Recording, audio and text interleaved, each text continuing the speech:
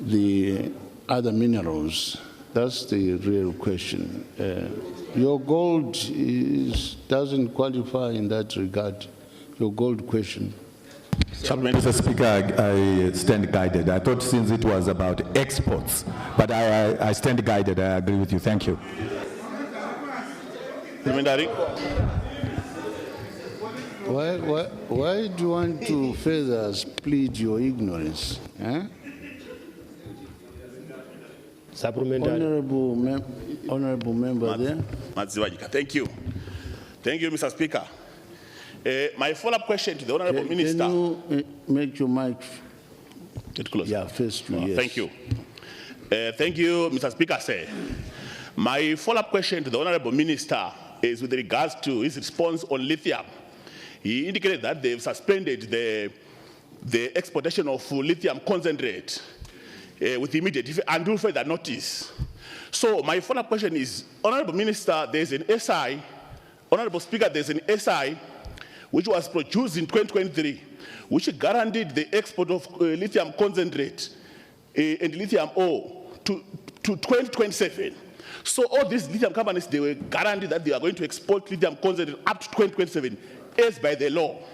My follow-up question, therefore, is the suspension of the export of lithium, doesn't it amount to policy inconsistent, Mr. Speaker, say? Thank you very much. The Honorable Minister of Mines. Thank you very much, Mr. Speaker. Thank you, Honorable Member, for the question. It's true that there's a statutory instrument which speaks to what the judge said, but the law is supposed to protect the investor and government as well. If there is a breach to that instrument or to that law, we cannot just sit and relax, but we need to intervene timelessly so that we save the interests of both government and investor. Thank you. Supplementary, Mr. Speaker, sir. Honorable Mushoriwa. Honorable Mushoriwa. Yes. Please take the floor.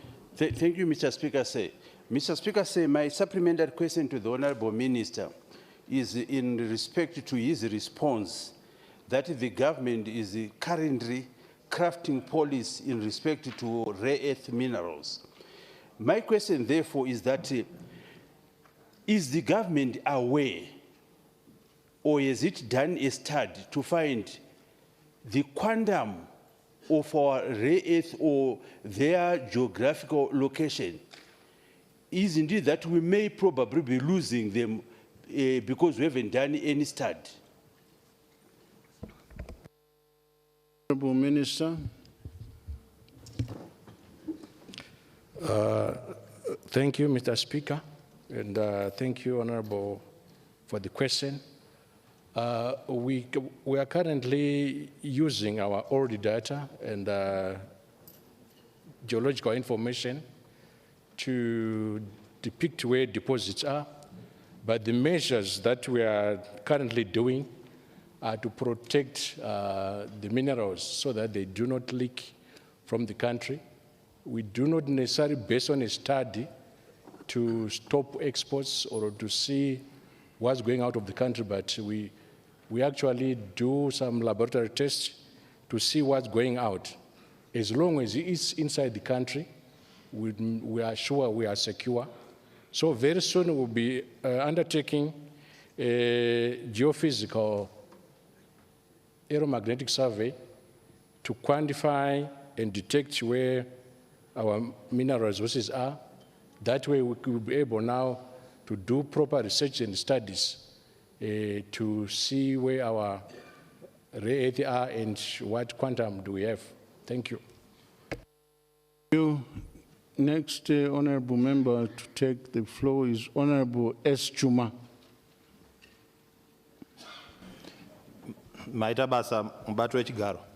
Thank you, Mr. Speaker. My question is directed to the Minister of Industry and Commerce. Before I ask, I want to thank our government, which is led by our President, Dr. Emerson Mnangagwa, for the law that was passed last year, 11 December 2025, the SI 215 of 2025, which prohibits or suspends the businesses that are supposed to be done by Zimbabweans.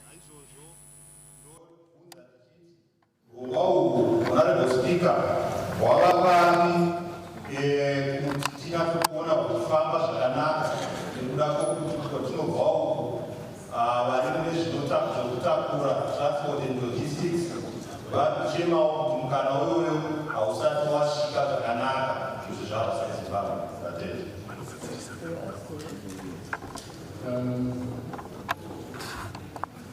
The leader of government business. Tinotenda vatosvika chitenda muvunzo wavo vaura kuti mugore rapfuura gavhumenti yakawedzera kushandira yanonzi mareserved sector.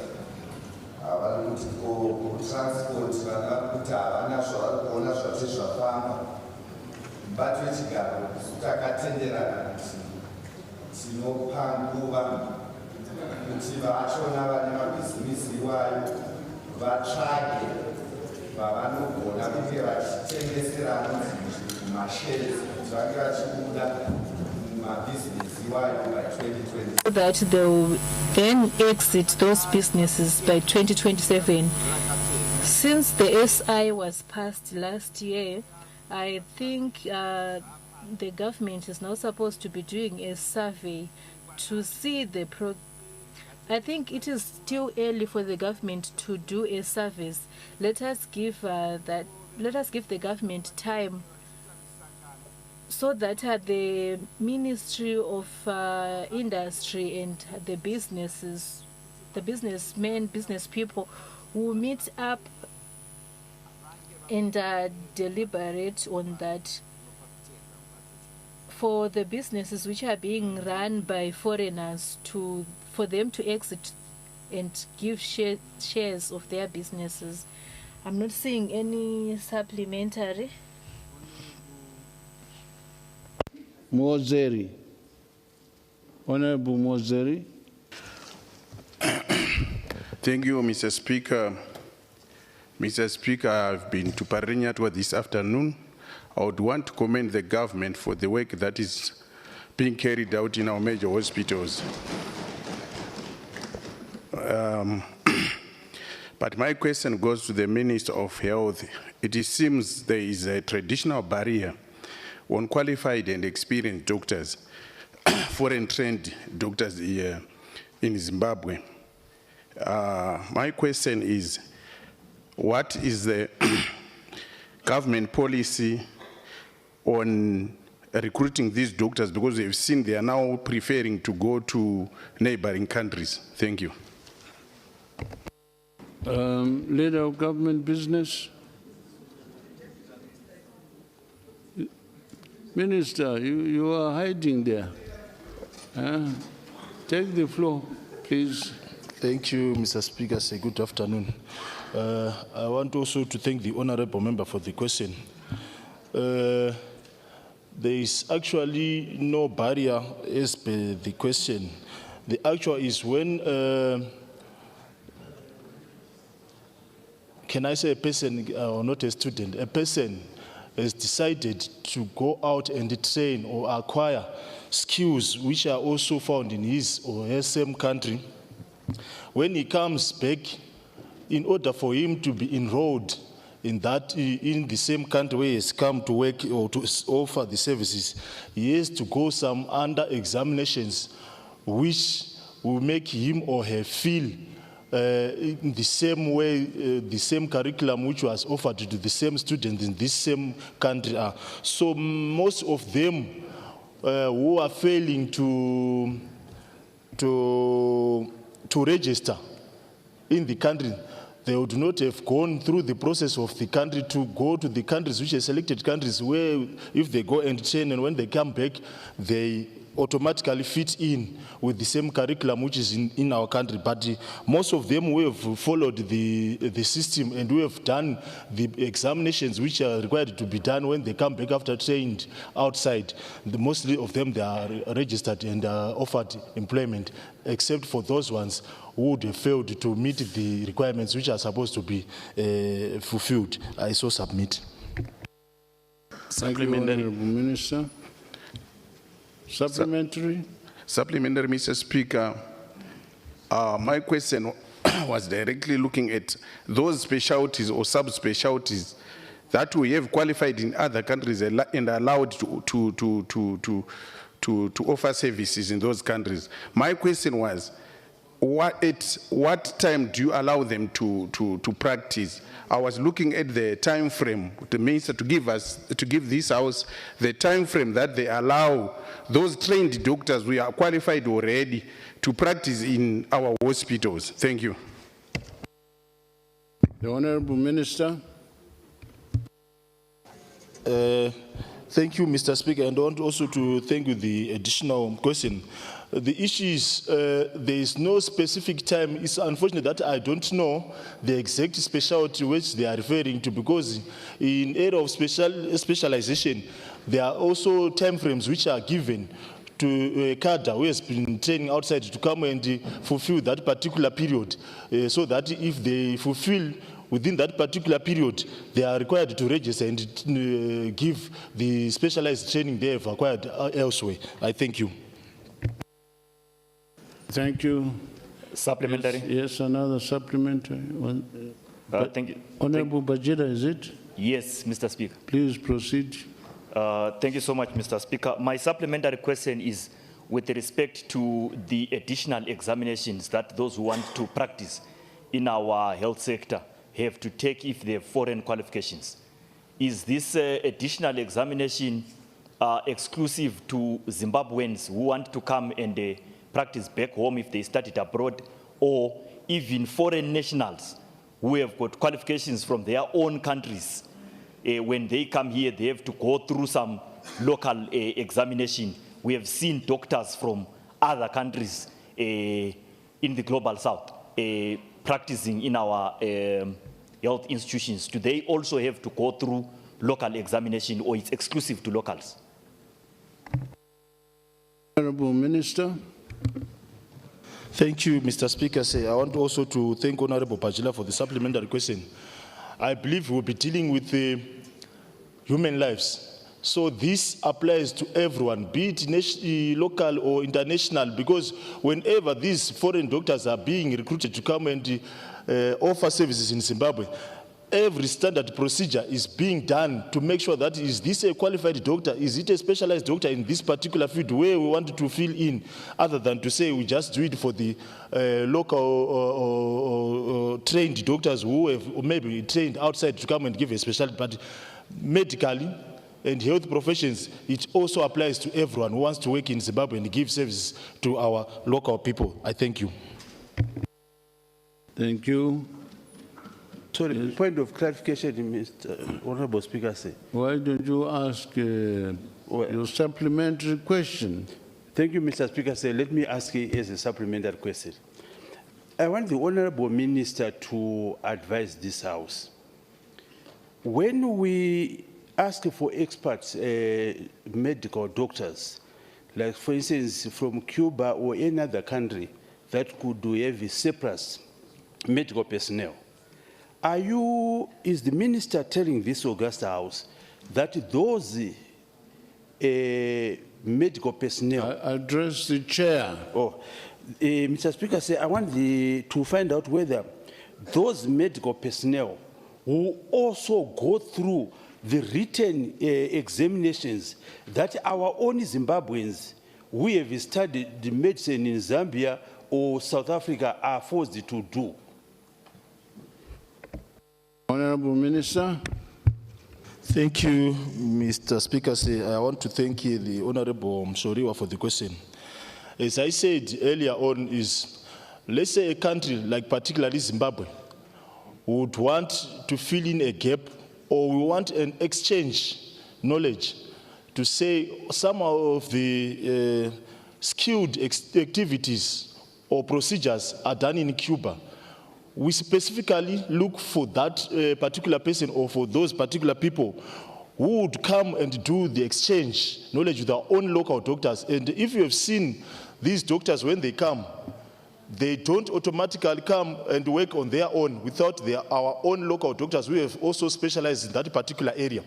So what we do as the ministry or as the government at large, there is inclusion of our foreign affairs is the one which verifies from that particular country we are requesting to see if that particular person who is supposed to be seconded to Zimbabwe, is he or she qualified for that particular job?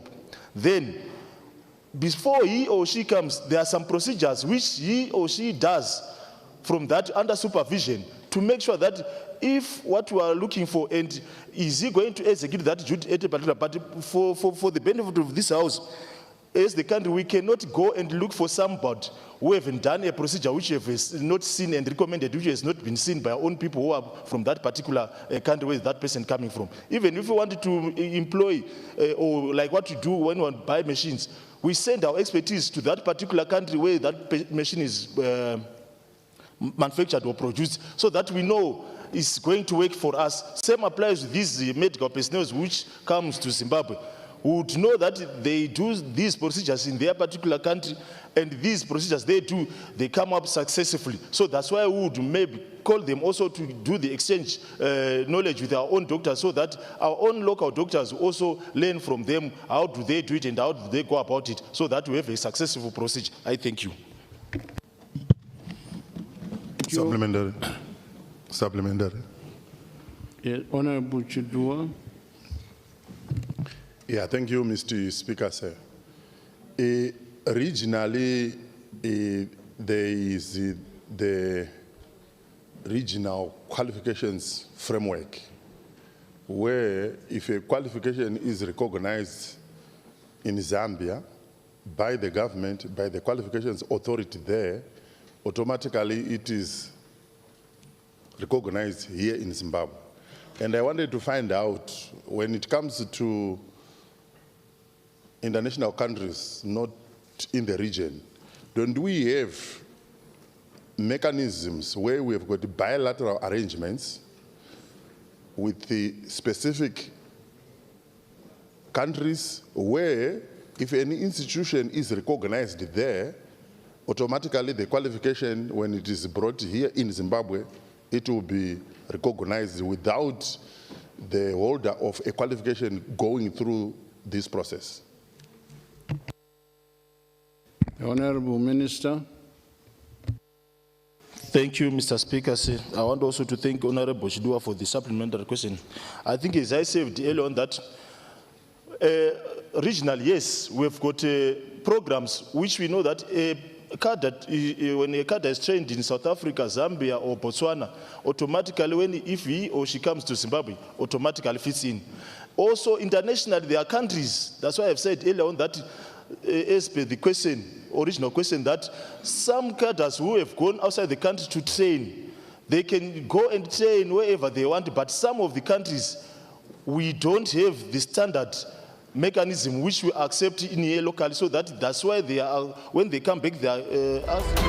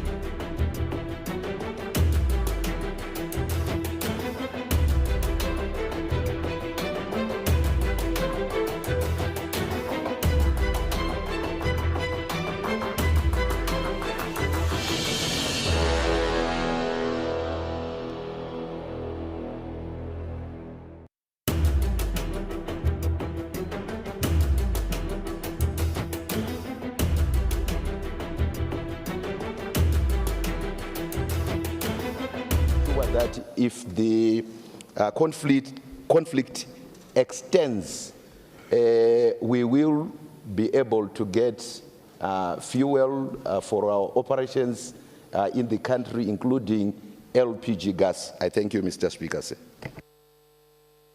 Thank you. Supplementary. Supplementary.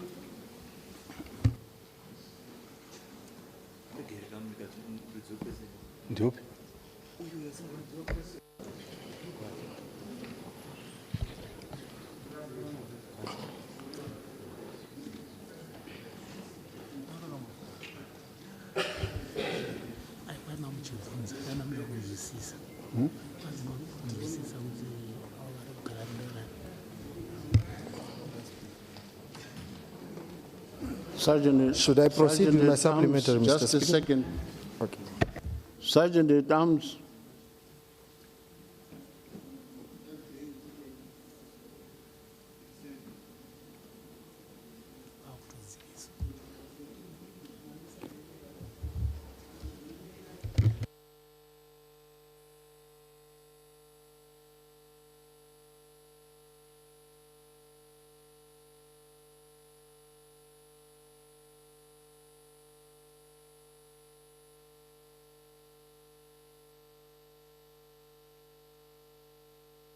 Can you proceed?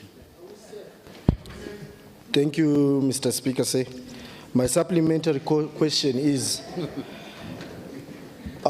firstly, I would like to thank the Minister for that response.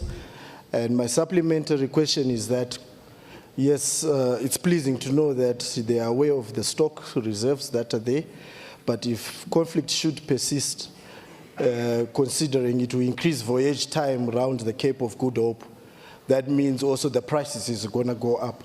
Is the ministry able to cater for that increment in price and supply the nation for our development trajectory? Thank you. The Honorable Minister. Thank you, Mr. Speaker. Mr. Speaker, with regards to price, we cannot guarantee that prices will not fluctuate. Prices are a function of supply and demand. For as long as our supply routes are disrupted, obviously the prices will be responding. Already some of the routes, I think we are all aware that as a result of the conflict, there are some routes that have since been closed. And obviously as a result, prices will be responding. But all I can assure this House is through the measures that the government has taken to ascertain the stocks that we have, the stocks that are in Beira, including some stocks that will be free in Beira, which we think we should be able to take advantage of. We will be able to cater for the activities that are happening in the economy, in terms of agriculture, mining, and all other manufacturing. We will be able to cater for that, but as the conflict continues, we don't know which other areas that it is going to affect, but we will continue to be monitoring. I thank you, Mr. Speaker. Supplementary, Mr. Speaker. Supplementary, yes, the Honorable Member at the back there. Thank Honorable. Thank you, Honorable Guyo. Nkwebu. Guyo. Guyo. Yes, Mr. Speaker. Please proceed. Okay, muvunzo wangu kuna Minister onoti. My question to the Minister is that we are seeing that most of the garages are no longer displaying the prices of fuel because the prices worldwide has rose. Which measures are going to be put in place so that we do not have shortages in our garages? Thank you. Question. And also is very statistical because you are not sure whether it's all the garages in the country or not, because you say some garages. So I'm afraid the question is not titivating towards policy. Parliamentary. Chidua? Yeah, thank you, Mr. Speaker. I just wanted to find out, within SADC, we have got member states that are producing petroleum products. And as a part of the SADC trade protocols, we promote intra-trade between SADC countries. And I wanted to find out, given maybe the likelihood of the geopolitical tensions to continue, do we have any government policy to ensure that we buy some of our petroleum products within SADC as part of our SADC trade policy? Thank you. Honorable Minister. Thank you, Mr. Speaker, and to also thank Honorable Chidua. Mr. Speaker, because we are now in a crisis, there's nothing that can stop us to scout for availability of the product from within SADC. It's something that I will take to the minister to ascertain if we can have some stocks within SADC, and also the other modalities that follows after ascertaining the quantities that can be obtained within SADC. I will speak to the minister. Thank you, Mr. Speaker. Sir. Supplementary.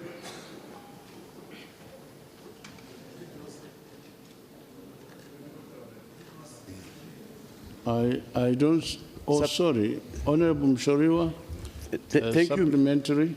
Thank you, Mr. Speaker. Mr. Speaker, I wanted to inquire from the Honorable Minister. Given the fact that when we go to the service stations, we pay 24 cents on petrol and 18 cents on diesel for our strategic fuel reserve levy. Now, my question, therefore, is to say, from that money, how much fuel cover do we as a nation need, since it's meant for unforeseen circumstances like the ones that we have? So out of that money that we collect, 24 cents per liter, what cover does it have? How many months, how many weeks are we supposed to have as a country? I'm afraid that is a statistical question and cannot qualify for oral response. You may want to ask that next week. That is if the conflict is still there in the Middle East.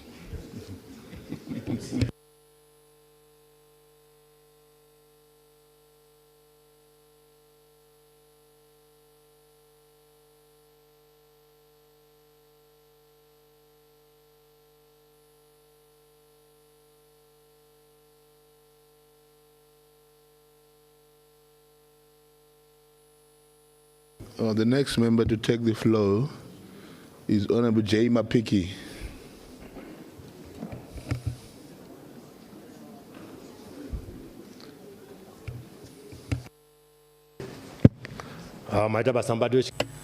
Thank you, Mr. Speaker. My question is directed to the Minister of Mines.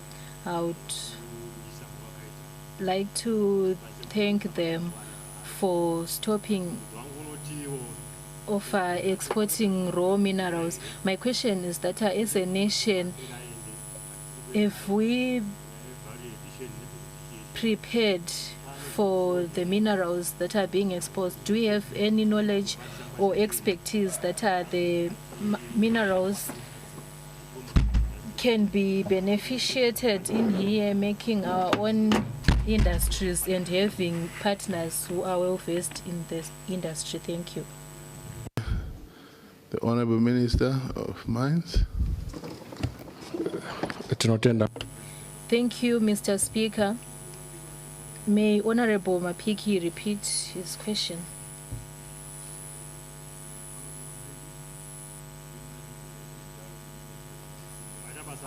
Thank you, Mr. Speaker. My question is directed to the Minister of Mines. I was very glad when I heard that they had suspended or stopped the exportation of raw minerals. When he was mentioning issues to do with value addition and beneficiation. So my question is that as Zimbabwe, are we prepared? Do we now have high expertise or other local business people or other partners who can assist us to do the value addition, or it's going to take quite a long time for us to then benefit from those minerals? Because we are saying they must be exported raw. It came in another way, and the minister had explained it already in terms of the preparedness. Honourable Minister, do you want to probably indulge him again? Thank you, Mr. President. Honourable,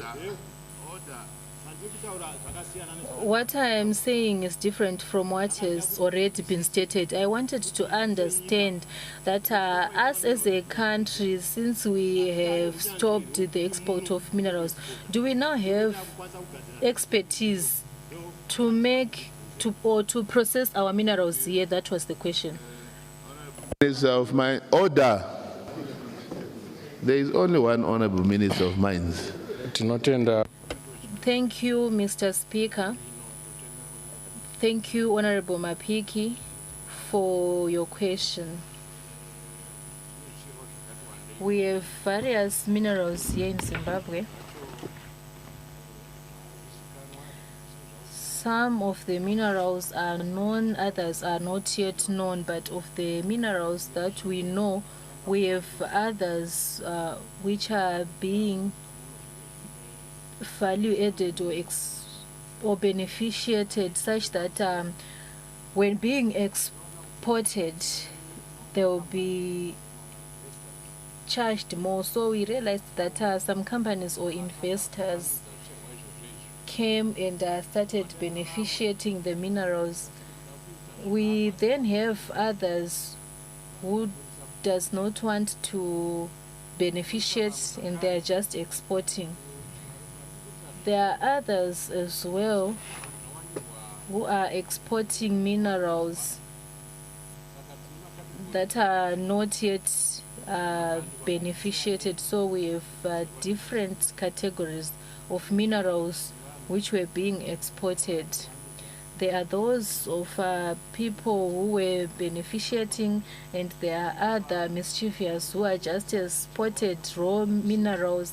Others are just exporting without doing any research or making any effort to beneficiate those minerals. So we have an opportunity as a nation of having partners or to do research of the minerals which we do not have knowledge so far as to how they can be value added or beneficiated.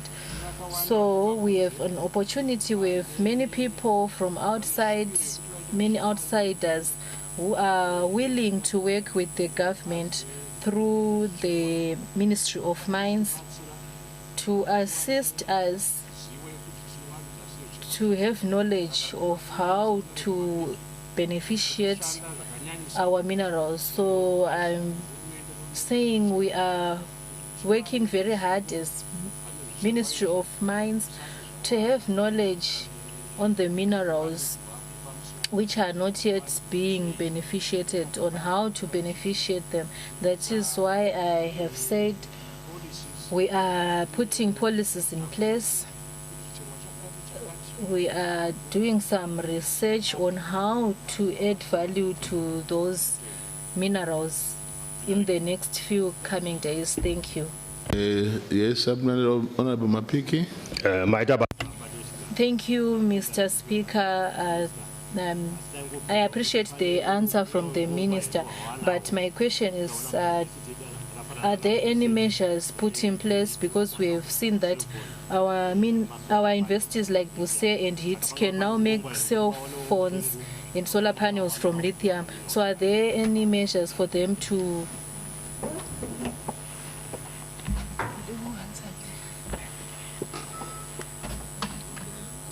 So are there any measures for them to be using those minerals? Yes, that was a good question, but it was going to be a specific question because the minister now have to do a research as to whether there is such a program which is going on. So I believe for it to come out well, may you write it down, Honorable Mapiki, and submit so that the minister will do a research to see if there are any programs from our universities under the technology and the miners.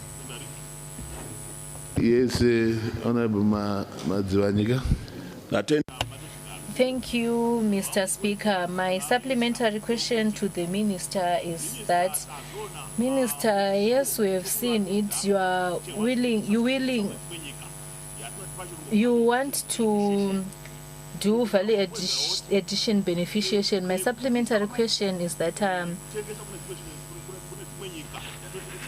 you have stopped the exports, but have you ever looked at those companies and the employees there, everything that was happening, that now their sales are now at zero? Have you ever looked at it to see how are they going to beneficiate or sustain our country, Zimbabwe? Do you have what is called moratoria to give people time to ban rather than an abrupt ban, Mr. Speaker? Say thank you. Honorable Madziwanika, today is a day of asking national policies. What you are saying is an operational issue.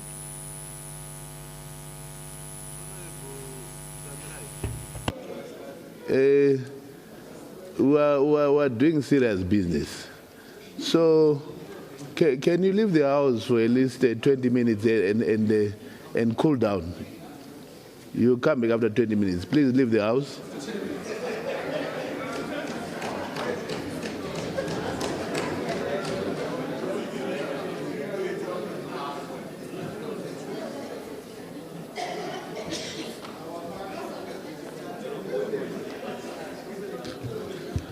Vanhu vekunotoni vachakushaya for 20 minutes nenyaya yokusarongeka.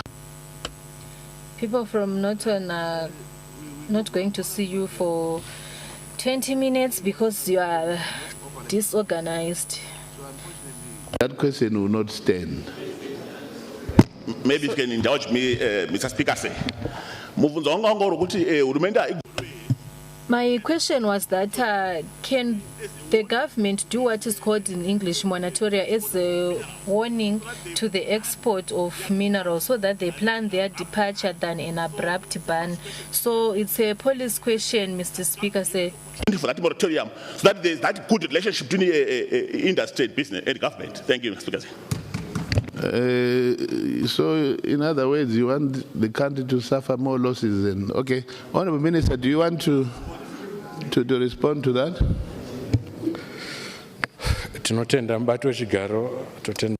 Thank you, Mr. Speaker. We also thank the Honourable Member for his question. Yes, the government warns before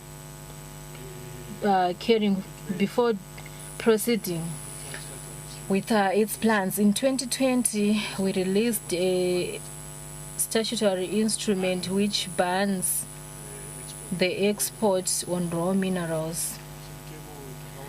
But this statutory was no longer followed. In June last year, the Cabinet gave notice to the industry that till 1 January 2027, we are going to ban the export of lithium concentrate. So after that has been done, we realized that that law was now being breached. I think I have explained on that.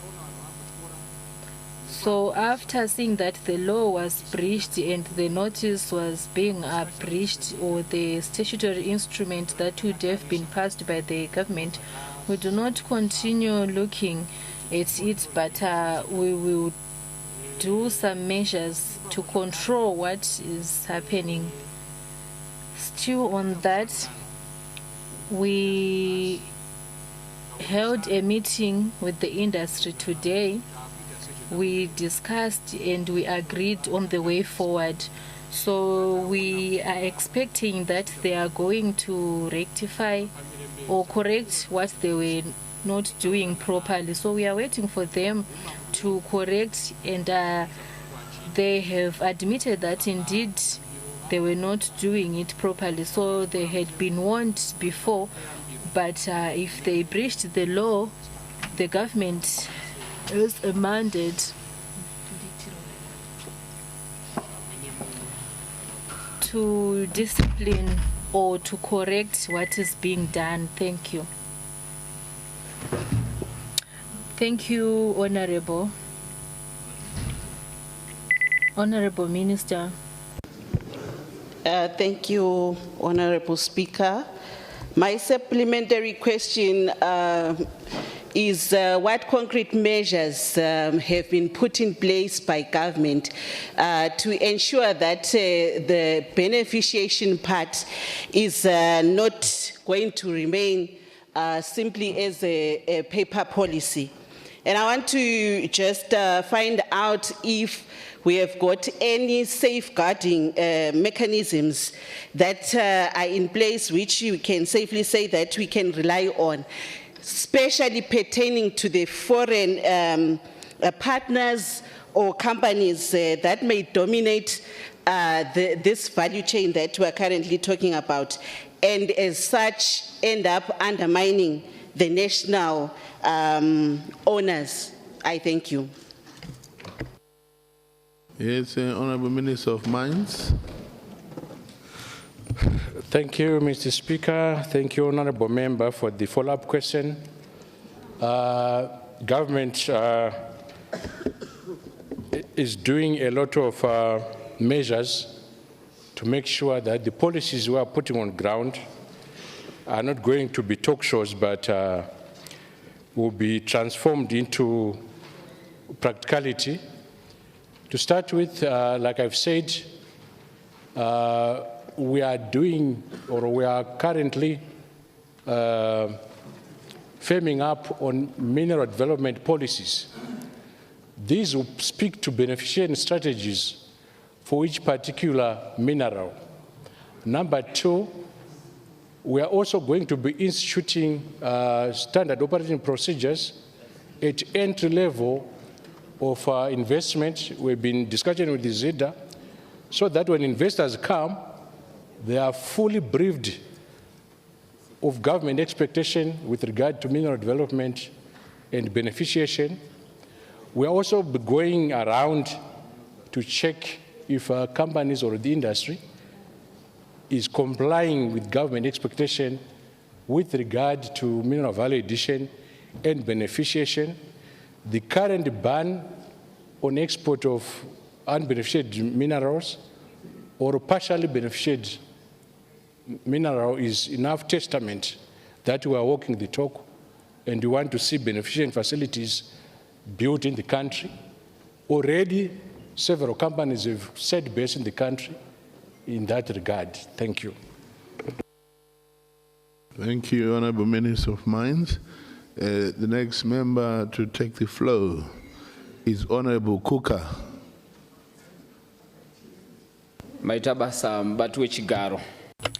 Thank you, Mr. Chair. My question is directed to the Minister of Health. What measures does the government have in place for the CT scans, machines such as CT scans to be found in government hospitals at district levels? Thank you. Want to thank you, Mr. Speaker. Say thank you, Honorable Kuka, for your question.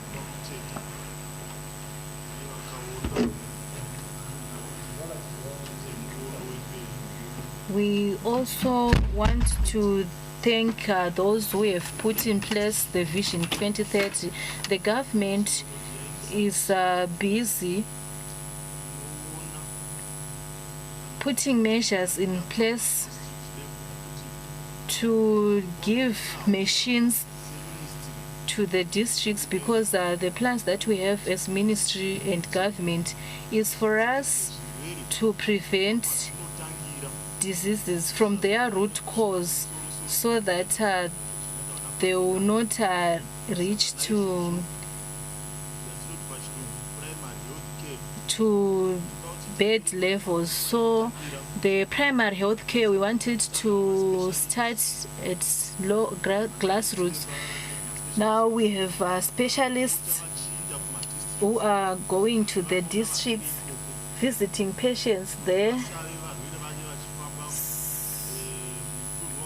so that the patients will not travel long distance seeking for medical assistance.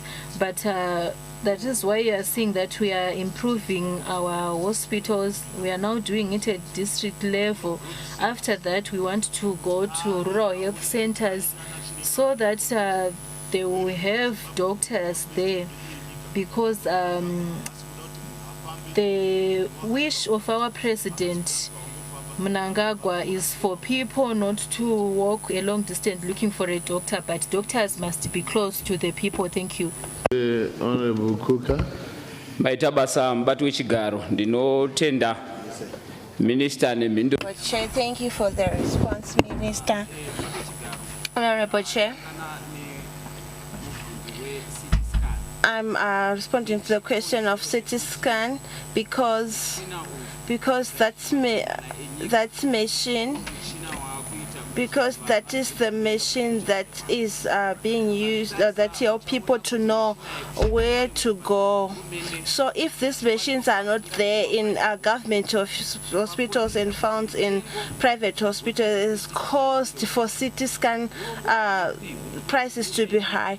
What is the government doing? When are we going to get those machines in district hospital and provincial hospital, so that people will be scanned with or receive services at lower prices? Thank you, Honorable Deputy Minister.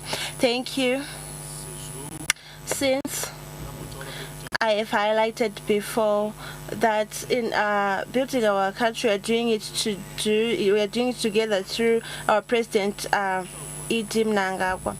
What Honorable Kuka has said is true. That is why, as a government, that the money that is being collected by the Treasury cannot do that at once. That's why we are having programs. So where government things were not there, we are now approaching those into private sectors to charge lower prices up until we reach them. For me to give a certain date that tomorrow we'll have that machine, we've got a lot of problems that needs money, but it's an issue that we are trying to rectify so that we get that machine, that each provincial hospital has to have a CT scan up to the provincial districts to the rural. We used to have problems at pregnant women, that they would get scans at provincial hospital, but now a nurse in the rural area can do a maternal scan and examine the child, the pregnant woman, and give them advices if the child is not in, or if there are any complications. So we are improving bit by bit as we are going.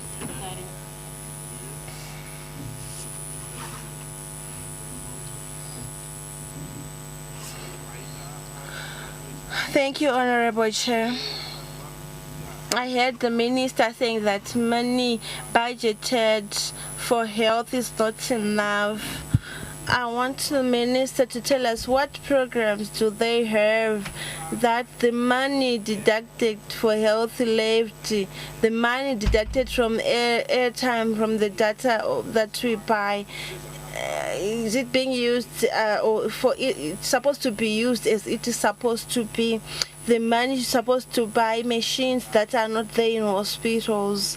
I want the minister how far with the program. Since in 2024, the money that was collected was $278 million US. So he has to tell us what programs do they have in place for that money to be used to purchase those machines. Thank you.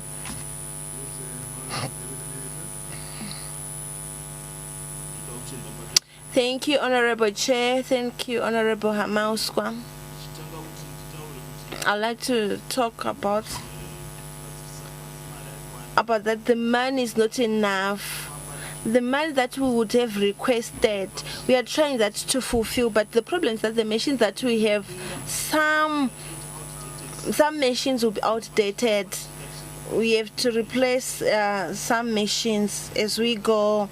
That's why I say that the money that is collected from Treasury, it's not directed to health issues only, but to other matters in the country for our country to go forward. So us as the Minister of Health, we have those programs in our ministries with and our program is that we need this at that time and this at this time. So at that, the money that we get, we buy things that we want, that is needed at that time. So for me to give a date that at this time we would have purchased this machine. So we do not then do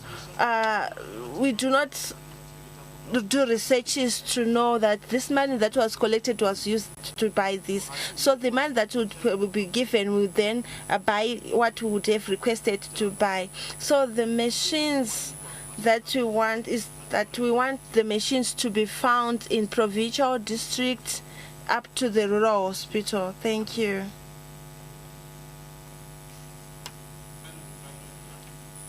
Point of clarity, Honorable Chair.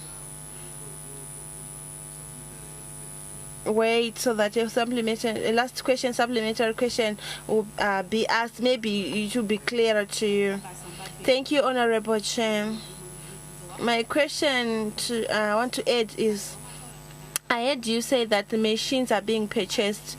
What programs does the government has in place that the citizens are educated on how to operate the machines and also how to assemble the machines, so that to encounter certain previous problems that we had, machines that were purchased for cancer machines, but you're still waiting for someone to come outside this country to assemble this machine. So what programs do we have that citizens or our nationals are able to assemble these machines, rather than to fork out money from that small amount that would have been allocated to us and use it to pay people to assemble the machines?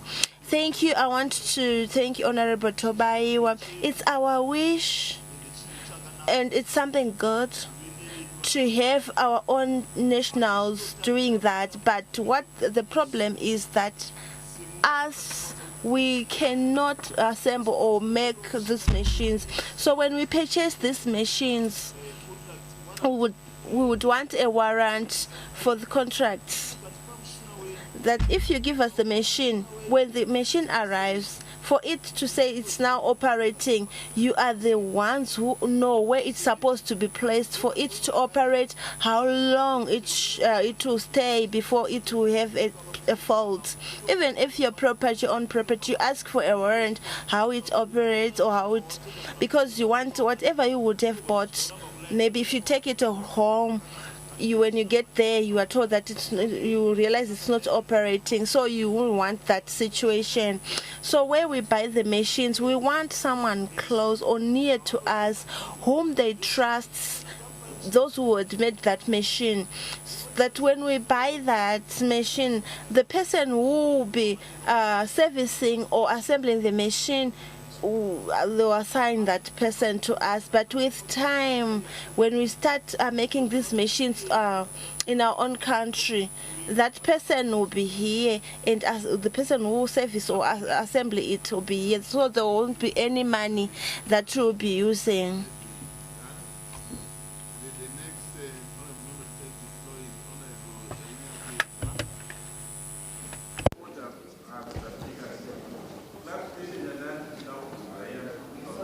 Sorry. I didn't hear what you said. Switch on your mic. You're saying? I had a clarification that I asked, and you said I should wait. So I'm realizing it hasn't been touched. So there's some way I want the minister to clarify on the issue of the law. What I'll ask you to do is for you to get clarity, write it down, bring it.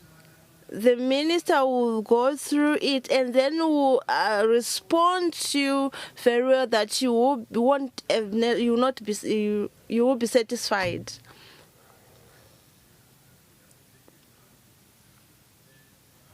What I'm asking, let's do this, Honorable Amauswa. I've listened to you. Switch off your mic. You won't be standing once I'm talking. What I've said, Honorable Amauswa, I've get it later for you, or for you to get a clarification. It needs the minister to sit down and go through your question, and then he'll give you full information that to satisfy you. So there won't be anything that we are.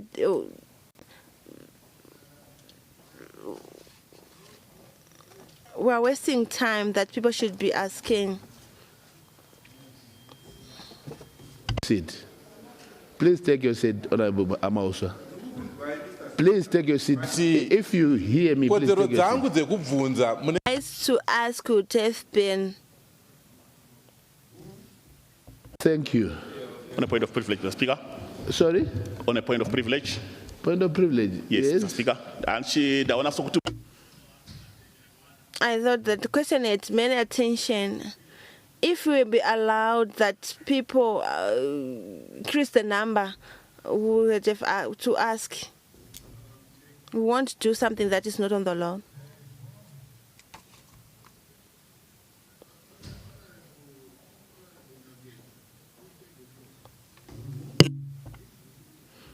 I'm the one chairing, Honorable Matsiwanyika. The day you chair, you do that. Point on order. Point on order. Order. You cannot make a point of order on my ruling, Honorable. What's your point of order? Procedure, Honorable Speaker. Procedure. Please take your seat. Please take your seat, Honorable Tsvangirai. I have a point of order. What's your point of order? Thank you, Honorable Chair. Honorable Chair, if you are seated there, you are the referee. You are the referee. You are not supposed to act as if you are taking sides. You have to do it fairly. Thank you. Honorable Tsvangirai, as the ref, I've charged the pen out and it has passed.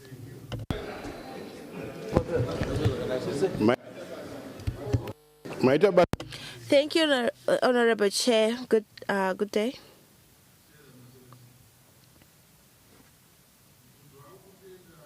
My question is directed to the Minister of Youth. Honorable Chair, I want to thank our President for the program of National Youth Service. Children are learning different work. My question is, the government, what programs does the government have after they complete these courses? What will they get to start their own businesses, or to get employment?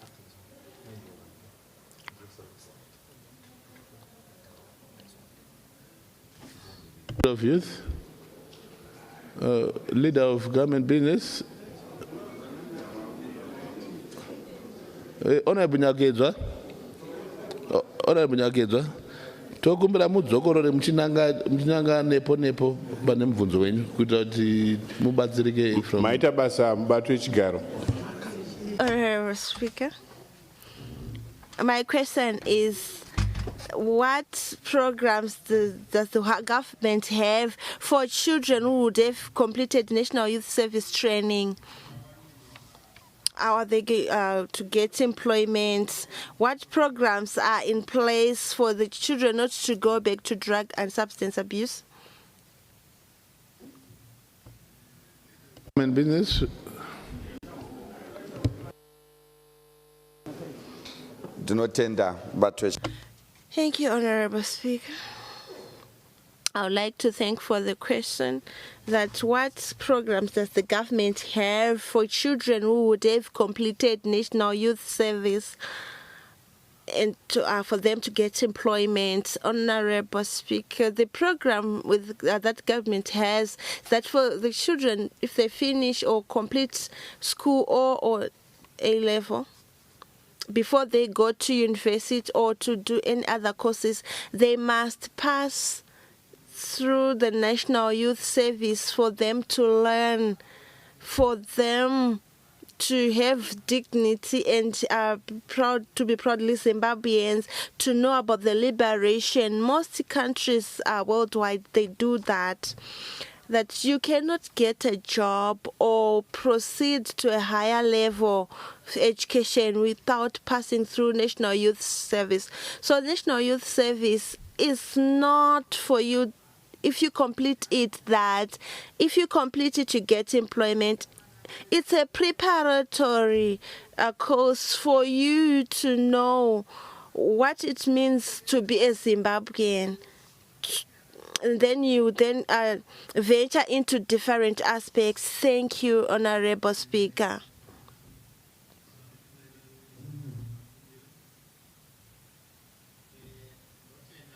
Thank you, Honorable Speaker, for giving me this opportunity to ask a question. As Honorable Speaker, we heard the Minister of Youth and Empowerment saying that those who would have come from the National Youth Service will have a higher chances of getting employment. My question, supplementary questions, were this utterance lawful, or it's something that is coming from his mind? If it's lawful, what laws are in place that we should abide to? Thank you.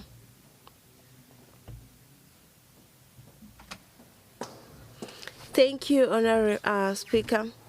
It's true, that is what we want, because it's not being done by us only. All the countries, we formulate the laws, but what we do is we haven't been able to have National Youth Services that will take or recruit all the children.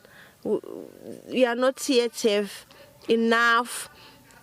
But if we have enough youth service centers, no one will proceed without passing through National Youth Service. Thank you, Honorable Speaker. My supplementary question is, thank you for that response. He has clarified that that is what they want as a country, but there hasn't been a law yet. So my supplementary question is, okay, why call out the things and yet there's no law? What kind of stature will it give to the nation? Thank you, Honorable Speaker.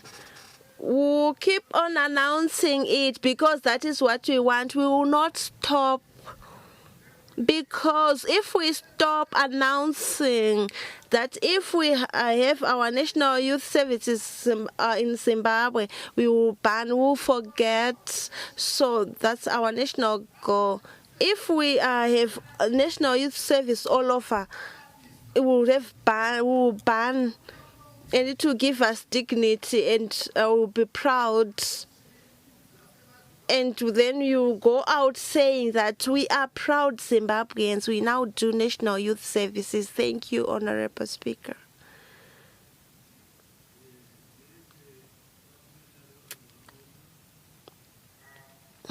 My supplementary question is, we see the government taking most children to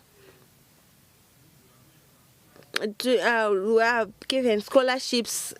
When these children come back, are they going also to go through the National Youth Service for them to go around boasting that we are Zimbabweans?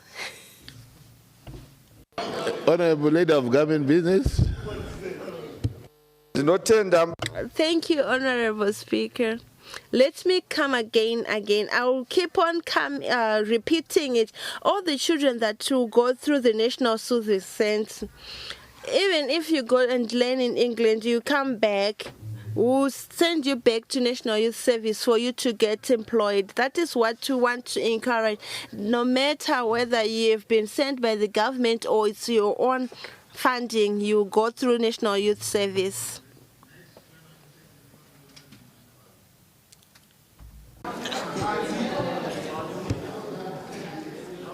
Thank you, Mr. Speaker, sir.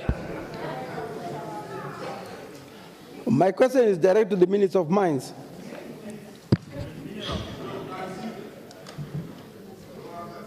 Mr. Speaker, sir, there's a serious abuse on EPOs. Some they are mining on EPOs, some they are selling concessions on EPOs, some they are holding too long a time on that document.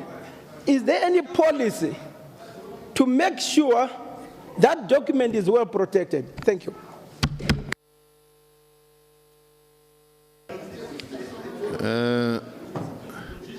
I will indulge you, but in future, when you structure your question, don't then make it impossible for the minister to answer impromptu with the need for him to research on statistical issues. But Honorable Minister of Mines, would you mind to indulge Honorable Mashababe on the issue of the abuse of EPOs, and if you have any knowledge, if you do not, you are not complied to, would you mind indulging him? Point of order, Mr. Speaker. On a point of order. Thank you, Mr. Speaker. Order, Honorable Minister. Yes, Honorable Mshoriwa, what is your point of order? My point of order, Mr. Speaker, is that the rulings from the chair needs to be uniform.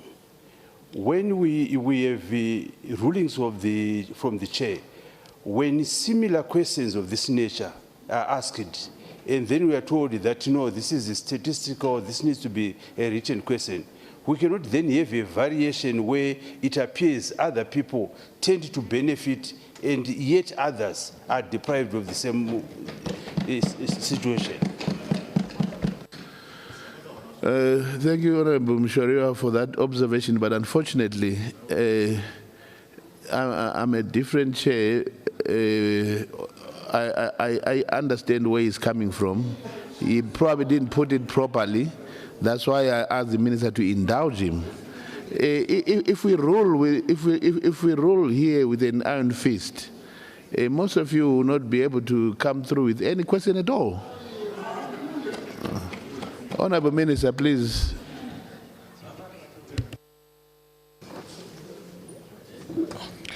Thank you, Mr. Speaker.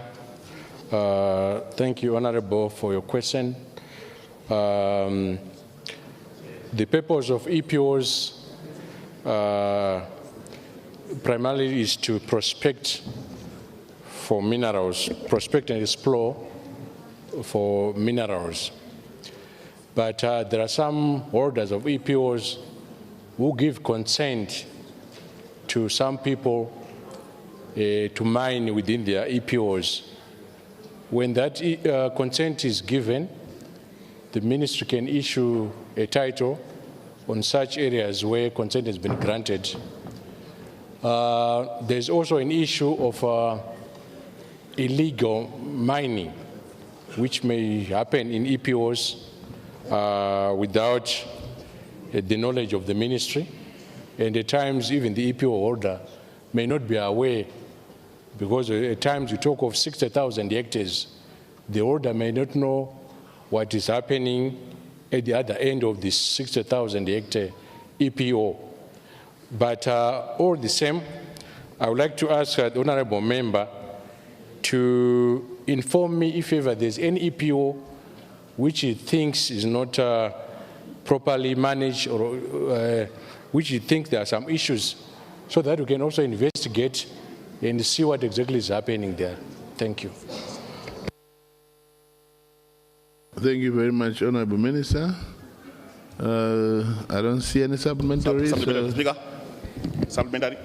Supplementary? Yes. Okay. Thank you, Mr. Speaker.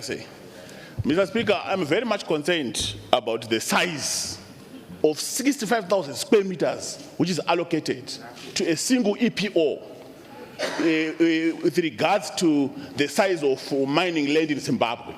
My follow-up question is it government policy to revise the 65,000 square meters allocated to EPOs, so the others can get opportunity to mine? I thank you, Mr. Speaker. Honorable Minister of Mines. Thank you, Mr. Speaker. Thank you, Honorable, for your question. Originally, I think we are within the standards. Go to Botswana, they can actually issue EPOs up to 150,000 hectares. But all the same, if honorable member is concerned about the matter, the Mines and Minerals Bill is still under consideration. You can still come forward and bring that issue so that you can amend the bill and put that into consideration. Thank you. Thank you. It's a supplementary, Honorable Madinganiso. Thank you, Mr. Speaker. During the pre-budget seminar in Blawayo, what we heard from the Minister of Mines is an enactment of a policy of use it or lose it. What I'm hearing from the minister now is a scenario where the ministry is actually going to protect the EPOs. Is there a policy shift, or we are still holding on to the use it or lose it policy? Because some of these EPOs are only held for speculative reasons. We have other EPOs that are even more than 10 years old. They keep being renewed, no exploration being done. Therefore, those that are seeking mining concessions are being closed out. Is it a government policy that we are now protecting them, or we are still holding on to the use it or lose it principle? I thank you, Mr. Speaker. Thank you, Honorable Madlingan. So, Honorable Minister of Mines. Thank you, Honorable Speaker. Thank you, Honorable Malinganiso, for your question. I don't remember, Honorable Speaker, saying anything to protect EPO holders. The use it or lose it policy is applicable on concessions where we note that mining rights are being held for speculation. Currently, the minister has been busy processing EPOs, some for approval and some for rejection, and many EPOs have been rejected. And after rejection, government has considered to reserve the areas for government. I thank you. Thank you, Honorable Minister. The next member to take the floor is Honorable Kareni Kore.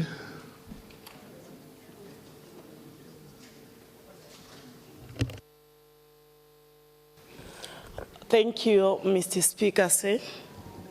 My question is directed to the Minister of Health and Child Care. Honorable Chair, non-communicable diseases are an increase to public health concerns in Zimbabwe with high salts, high fat, and ultra-processed food consumption identified as major risk factors. What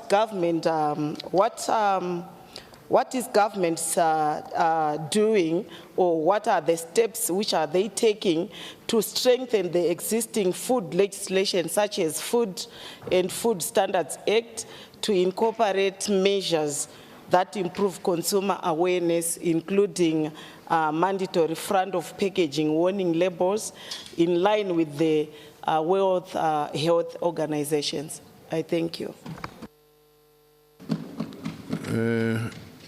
The Minister of Health.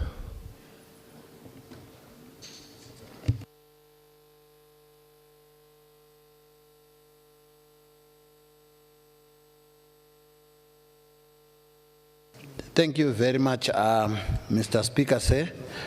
Let me thank the honorable member for that very important question. It's true that the non-communicable diseases are increasing, and the reason is simply that lifestyle changes that are taking place as we get an increase in the middle class. You find that their food patterns change as well. If you go into the rural areas, they eat more natural food, you find that the disease burden there is less. But as we get to our urban areas where people are eating more processed foods, you see that we are getting more and more of these non-communicable diseases. And I think when we are talking of non-communicable diseases, the major diseases that we talk about are cancers, heart diseases, diabetes, and arthritis. They are top on the list. These diseases have been found to be related to lifestyle, where you have sedentary life, where you don't exercise a lot, and eating a lot of processed foods.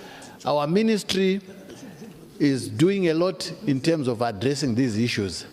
Firstly, I think Parliament approved the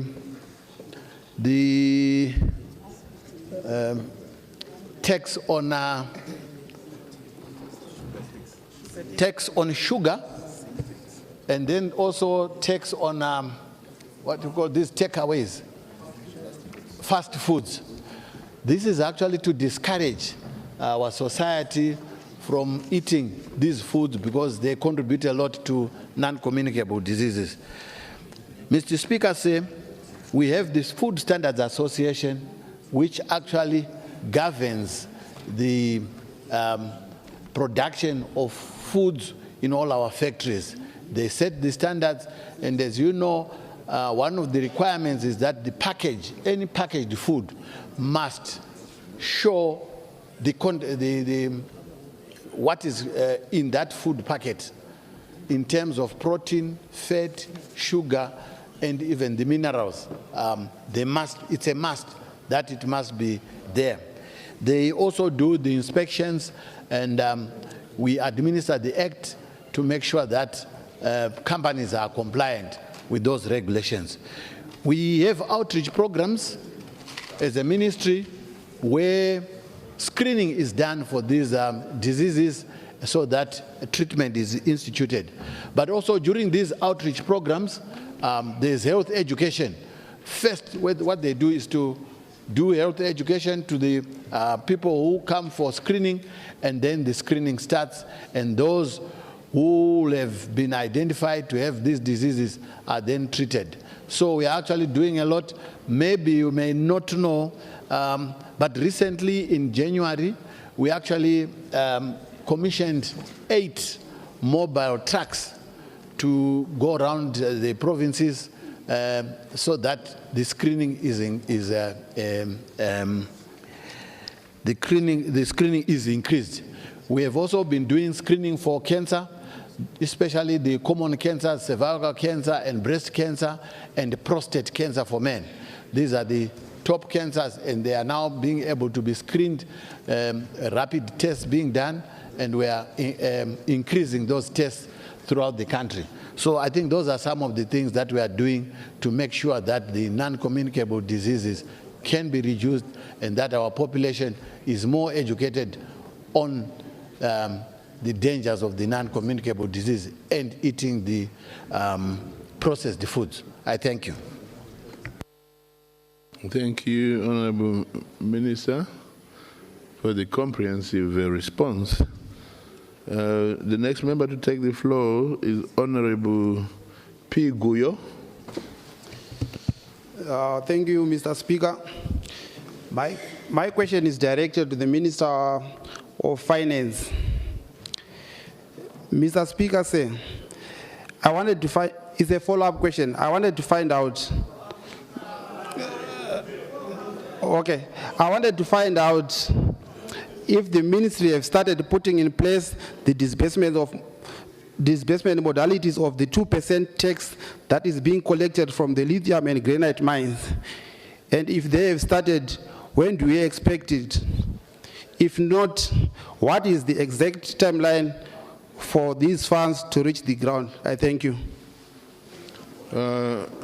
Honorable Guyo, unfortunately, that's not a policy question. It's a specific question that needs a response from the minister from a researched position. So your question won't stand. The next member to take the floor is Honorable Mtseame.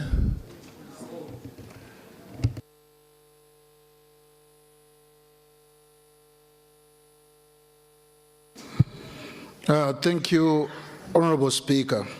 Honorable Speaker, my question is to the attention of the Honorable Minister of Health. Section 82 of the Constitution explicitly guarantees the right of persons over 70 to receive reasonable care and assistance from the state. I want to know from the Honorable Minister, what is the government policy with regards to having a situation of a ring-fenced pharmaceutical supply specifically for the elderly? Because I have seen and I have experienced elderly persons being given quotations of essential surgeries and medications from provincial hospitals. What are the plans, Honorable Minister? Thank you, Honorable Speaker. Honorable Minister of Health. Thank you, Mr. Speaker, sir. Let me thank the Honorable Member for asking that question specifically involving the elderly.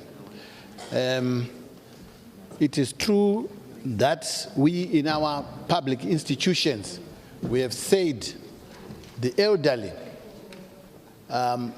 70 years and above, will receive treatment for free, that is for consultation.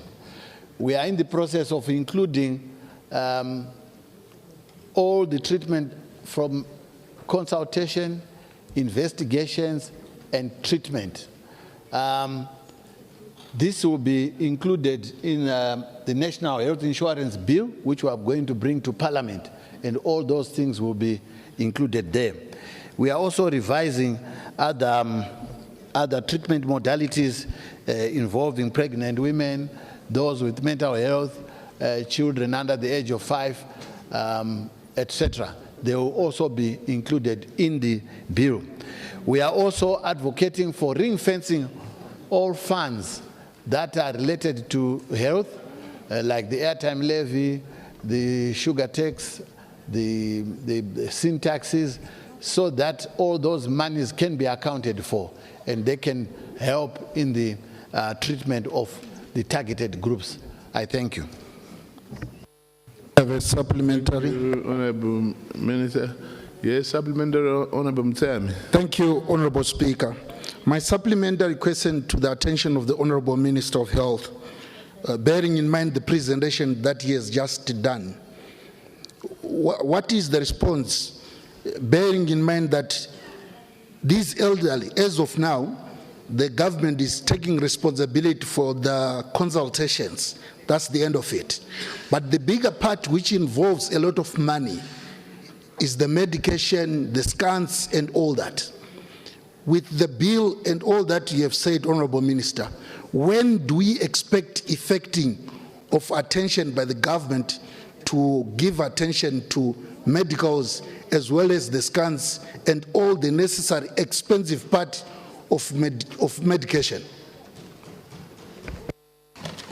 Honorable Minister. Thank you, Mr. Speaker, sir. The honorable member's question is very, very important. What I can update is that we have done the zero draft. It has gone back to the AG's office. We have done the second draft, and now we are doing the final draft. So the speed at which it will move through the parliament stages will determine when this can be implemented. It's unfortunate that what was there in our statutory instrument in the past, which is a statutory instrument of 2002, I think, did not include treatment. Therefore, we have no budget for that, and we now want it to be included in the Act so that it can be budgeted for. Thank you. Supplementary. Thank you, Honorable Minister. Supplementary, yes. Honorable Matlaw. Yebo. Yes, take the floor. Ngiyabonga mgcinisihlalo. Thank you, Mr. Speaker. My supplementary question is as follows. I'm glad for the response by the Minister. My question is, with the little that we have as a ministry, whereby the elderly go and get checked at the hospitals, but sometimes you find that they get medication. What plans are there in place to ensure that there is monitoring with regards to the elderly?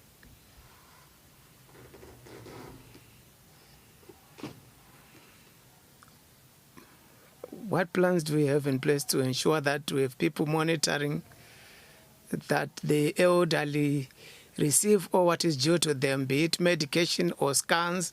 Because in some hospitals, scans are functional. So does government have in place plans to ensure that there is monitoring, that plan is going according to plan, so that they receive their services at the hospital? Because sometimes they may be forced to seek services also, because sometimes people treat hospitals as their personal property.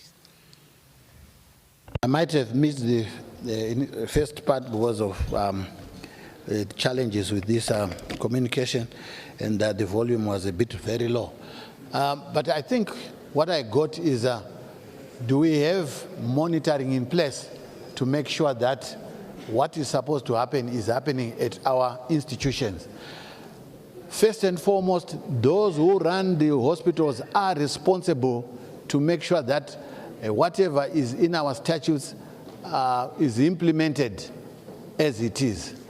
We also have staff from the ministry who go around doing some checks, but it takes a bit of time for them to go around the whole country, but they bring reports to us telling us where they've seen challenges, but at the same time, they actually make sure that they correct as they are going.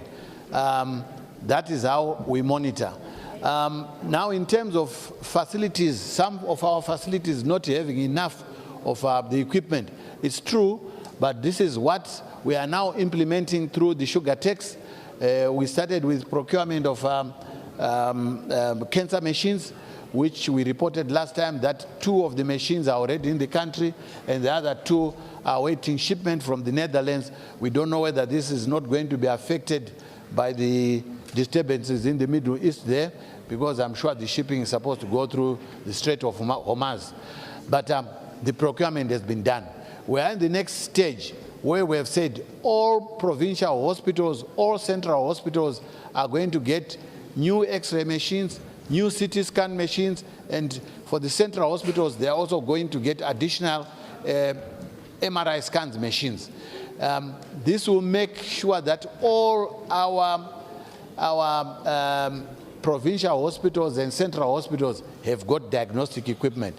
In terms of laboratory, we now have, even at the level of the district hospitals, most of our district hospitals have got now digital X-ray machines and new theater machines, and they also have ultrasound machines.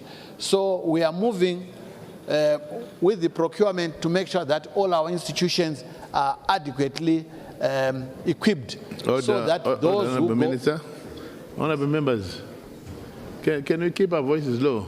Honourable Metro, that's not the proper way of sitting in Parliament. Who's that honourable member standing there? Honourable Mzeyami.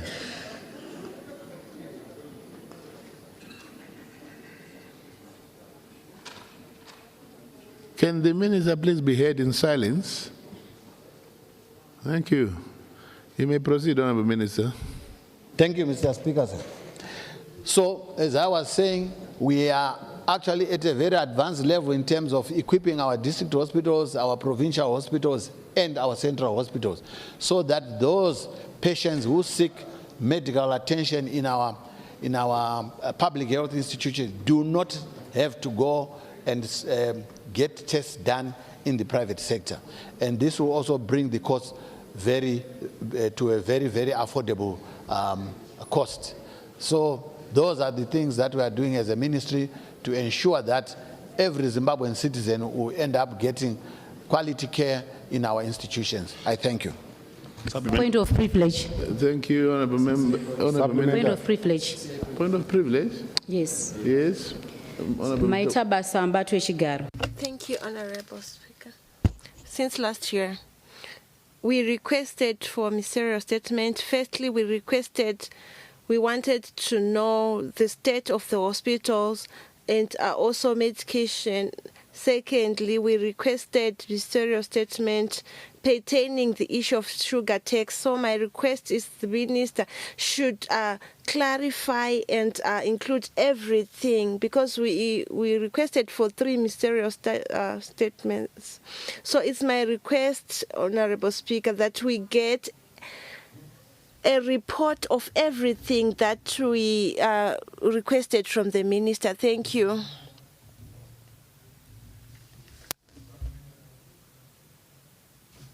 I'm still talking. Honourable Minister of Health, were you requested to bring a ministerial statement that you did not deliver?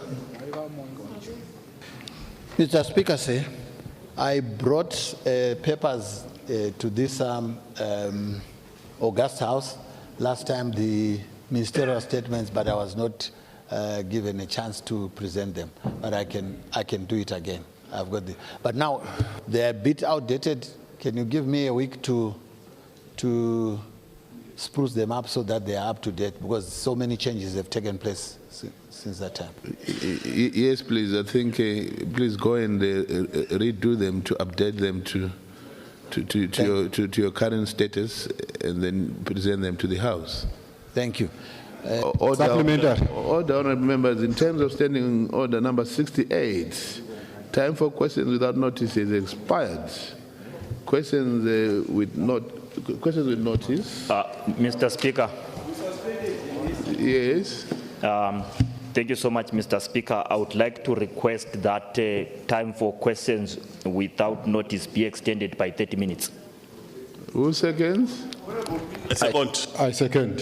Any objection? I object. We object. We object, Mr. Speaker. Unfortunately, order, honourable Order, honorable members. Order.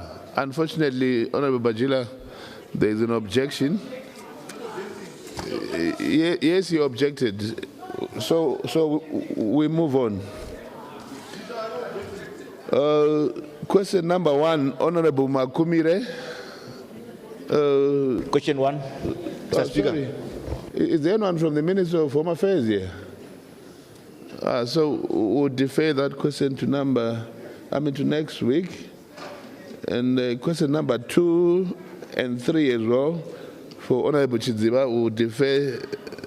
You are there, right? So we'll defer your questions to next week. Question number 4, Honorable Mrambiwa.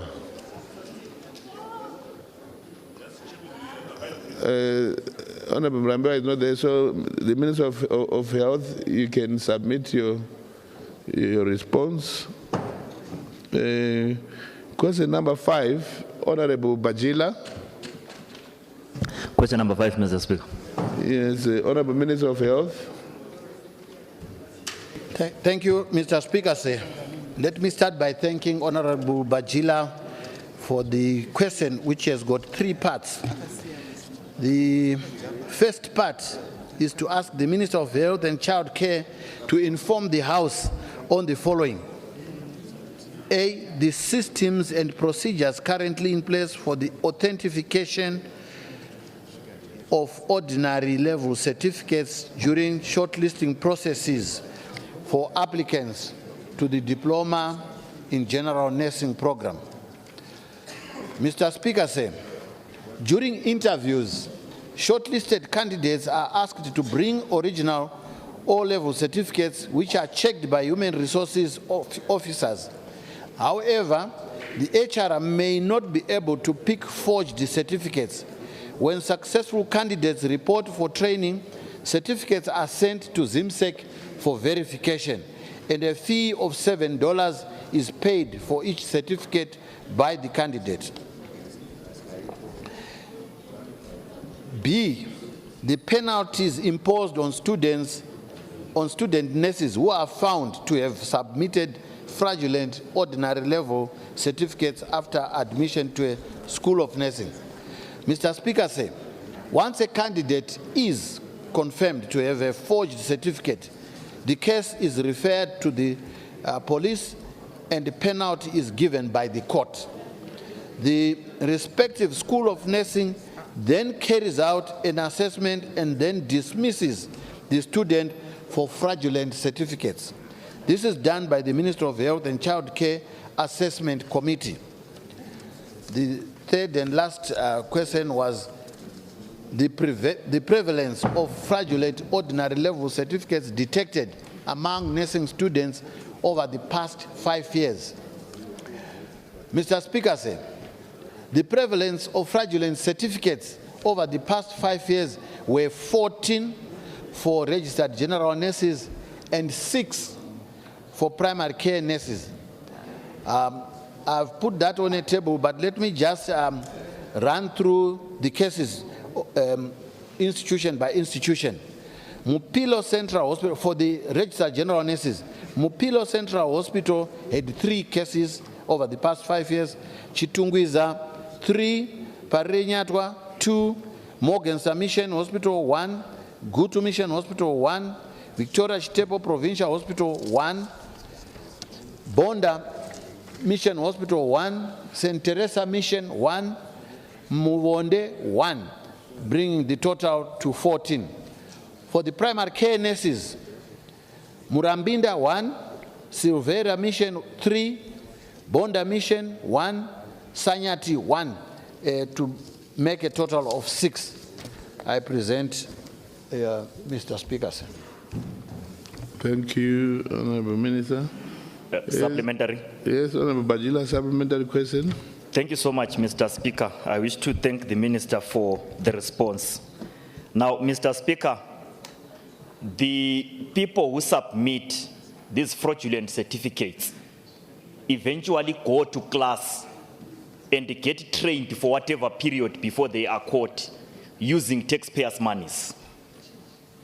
Then, after some time, they may get dismissed. Does government have plans to authenticate these certificates at shortlisting levels, because eventually the authentication happens in terms of the minister's response. Does government have plans to authenticate these certificates at shortlisting level? Because there are other Zimbabweans who qualify, they submit correct certificates, they are not shortlisted, but people with fake certificates get shortlisted, use taxpayers' money to be trained for a short period, only to be dismissed later, having shortchanged the other Zimbabweans who qualify. That's my question, Mr. Speaker. Honorable Minister of Health. Mr. Speaker, sir, yes, as Minister of Health, we have changed our selection of candidates for training now. We want to select our candidates when there's enough time, and we select all the candidates for the coming year. We now want to do the selection in August, so that shortlisted students, there is enough time to check with the ZIMCHE, so that only those students with verified correct certificates can then undertake training in the following year. So this is a new thing that we are doing in the hope that we'll be able to clean up the mess that has been happening with the recruitment. I thank you. Thank you, Honorable Minister. Supplementary. Is that a supplementary, Honorable Mshoriwa? Yeah, sure. Yes, you may take the floor. My supplementary, Mr. Speaker, to the Honorable Minister of Health is to say, I hear the response, but I wanted to find out that apart from criminal prosecution of these people, is there a mechanism of cost recovery by the ministry? Because remember, these people, during their time, whether they've been caught after 3 weeks, a month, or 3 months, the nation would actually have invested some money towards the training, albeit short-lived. Do we have any mechanism where we can actually then also go after them in terms of recovery of all the cost? The criminal will be going on, but I think the recovery aspect, where do we stand? The Minister of Health. Mr. Speaker, I want to thank the honorable member for coming up with that suggestion. I think we'd never thought of it, and I think it's a very good idea. We should actually include it during our advert for students to say those who are caught having cheated. But as I said, we don't hope to see them anymore. But should there be somebody who sneaks through, then we should be implementing a cost recovery. I think it's a very good idea. Thank you. Thank you, Honorable Minister. Next question, question number 6, Honorable Makumire. Question 6, Mr. Speaker. The Honorable Minister of Health. Thank you, Mr. Speaker. Mr. Makumire's question is to ask the Minister of Health and... Order. Oh, sorry. Yeah, I'm sure it's just a slip of the tongue. my apologies. Honorable Minister. Order. Honorable Makumire's question is to ask the Minister of Health and Child Care to update the House on the progress made towards the establishment of a nursing school at the Chirezi General Hospital from the last update provided by the Minister to this House. Order, Honorable Minister. Honorable Matsung, what is happening over there? Honorable Makumbe, can you go out?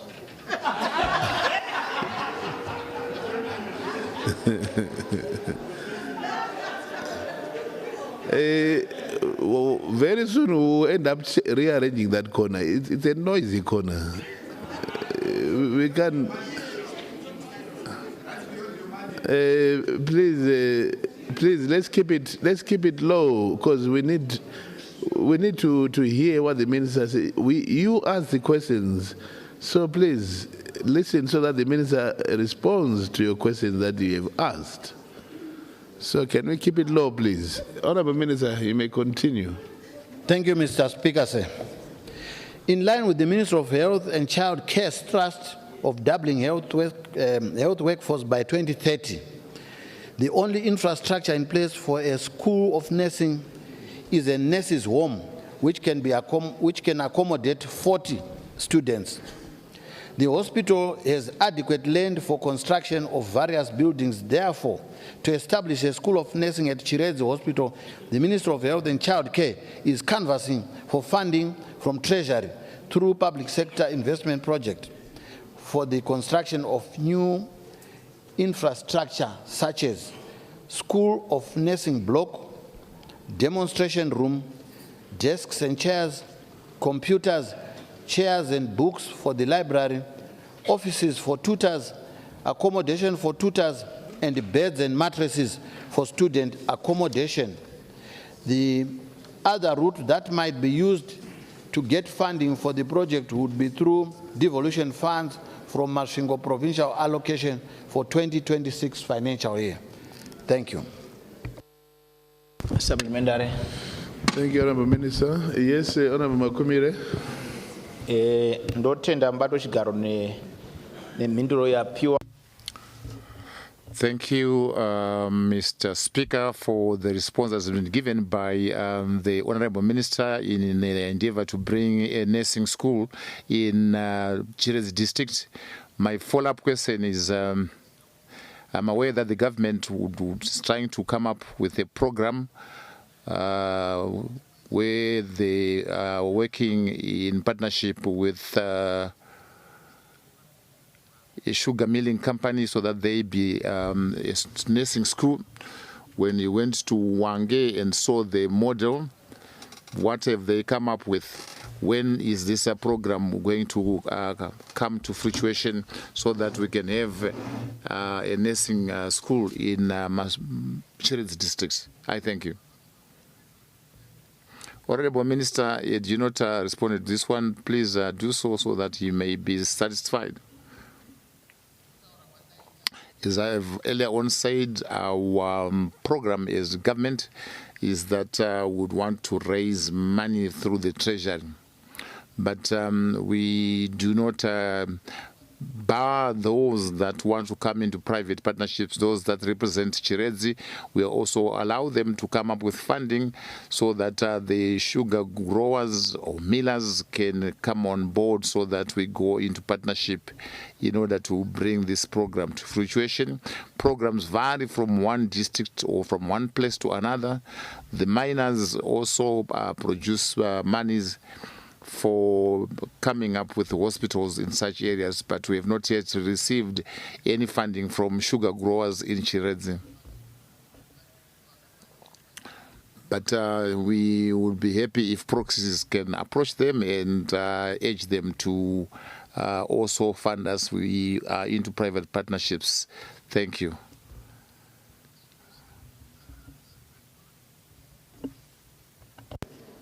Question 7, Honorable Speaker. The Honorable Minister of Health.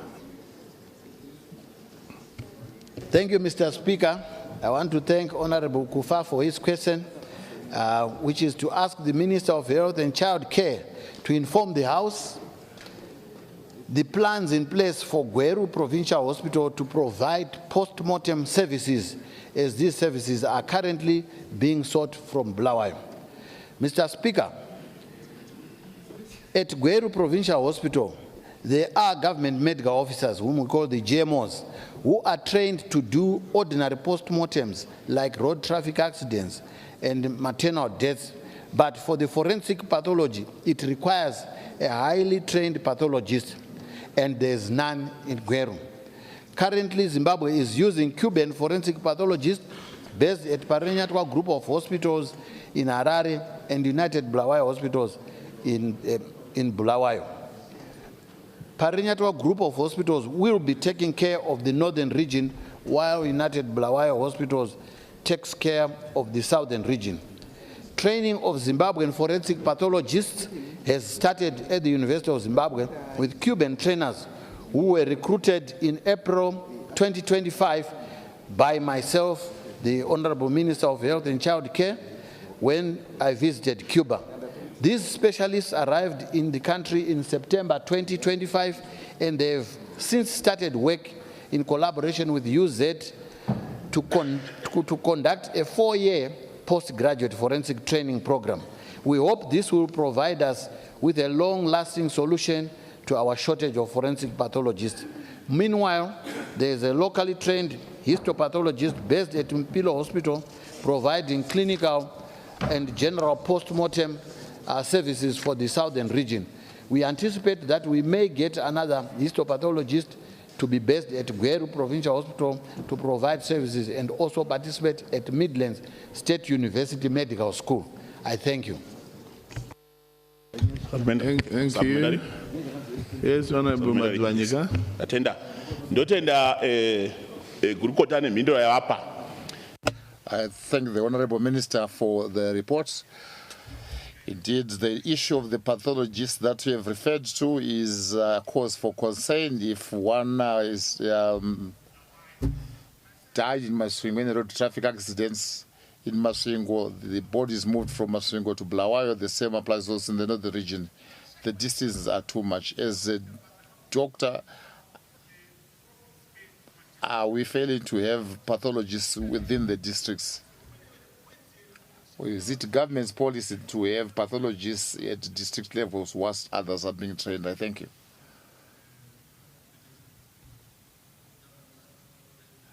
Honorable Minister, you have already spoken about it. Please repeat it for their benefit. Thank you, Honorable Minister. I wanted to inform the Honorable Member that I have already made reference to simple post-mortems being conducted by general medical officers. Specialized pathology requires forensic pathologists. We do not have those ones. When we recruit, for years we've recruited others from Tanzania, Uganda.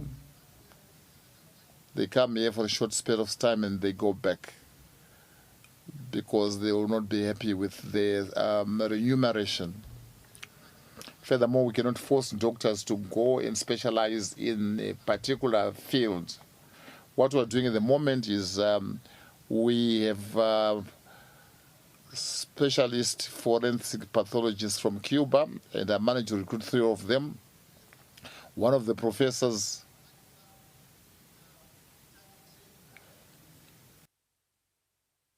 was to start training with the University of Zimbabwe, and it commenced this year. Then not many of them are trained.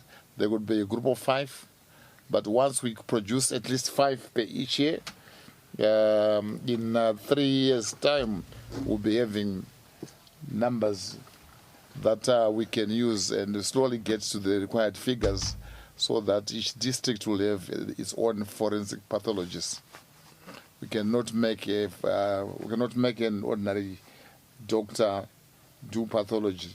Forensic pathologists appear before the courts, and the courts do not allow people that are not properly qualified to testify, so would have wasted the time of the courts and the deceased relatives by giving them an unqualified doctor to do the work. So it's better late than never. Give us sufficient time so that we continue training our people so that we have adequate pathologists in the near future. I thank you. Amausa.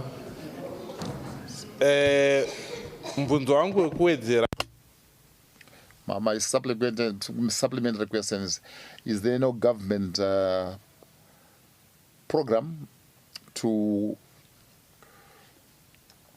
ensure that those that are given scholarships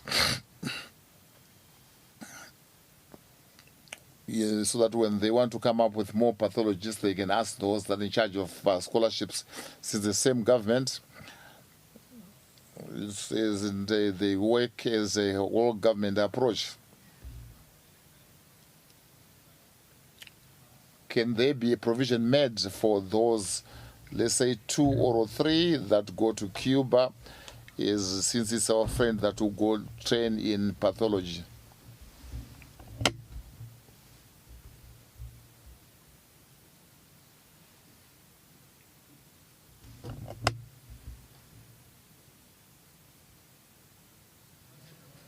Thank you, Mr. Speaker. I would want to thank the honorable member. When we went to Cuba, we looked at the departments where we do not where there's a deficiency of specialists. So we were able to send some students who wanted to specialize in those particular courses in Cuba. We have students who attain scholarships in Cuba, and we've asked that the numbers be doubled, and they have acceded to our requests. But these are long-term plans. This cannot happen overnight. We said even if we've started the program of training our pathologists, it takes 4 years for us to produce a forensic pathologist. The forensic pathologists will initially be a qualified doctor who will then specialize, and it does take us a bit of time. But like I said, better late than never. Once you start the ball rolling, we are on the move. We are also ensuring that where we have scholarships, we asked our children to do pathology. Postgraduate students do not want to train in certain countries because they say or allege that the standards are low. Those that agree to go on such courses can go to Russia, Cuba, and China, and even Algeria. So we have several countries that are helping us in training such pathologists. I thank you.